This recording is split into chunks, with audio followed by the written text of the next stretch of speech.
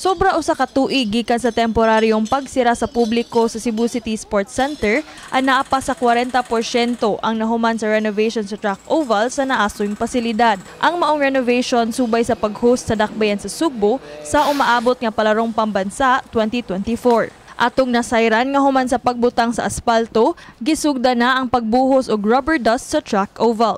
Marching order sa acting mayor sa Dakbayan ngadto sa contractor sa maong proyekto nga mahuman ang pag-renovate sa tibuok sports facility sa di pa mahuman ang buwan sa Hunyo. Magsugod baya gyud ang ang palaro on the 7th na ang 9 ang opening. So kinahanglan mahuman ni kay mo na atong venues opening.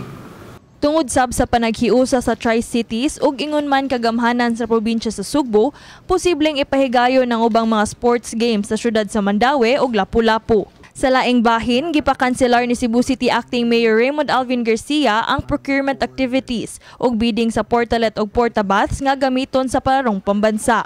Kahinumduman nga sa niaging semana, pipila ang ni-question sa mga presyo sa listahan sa procurement request sa palaro. Lakip na ang renta sa portalets ug portabaths nga gipresyohan og 21 million pesos. There exist conditions that render the project no longer economically, financially, or technically feasible, considering the necessity of securing additional funds for the implementation of the palarong pambansa. I'm not saying wa na kita mag-rent o portalets, but what I'm saying it's going to be much less than the 18 million that was asked.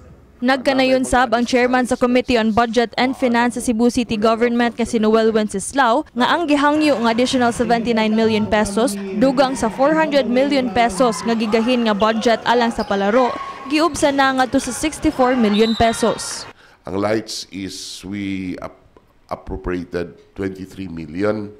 We need lighting kay in case nga ang heat index during the games taas kayo.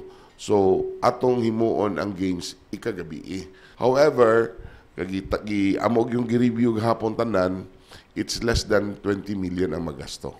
Na may mga unnecessary expenses, ikuhaan na mo, muna nga from 79, na lang sa mga 64 million. Kini si Queenie Holigon alang sa MyTV, Cebu.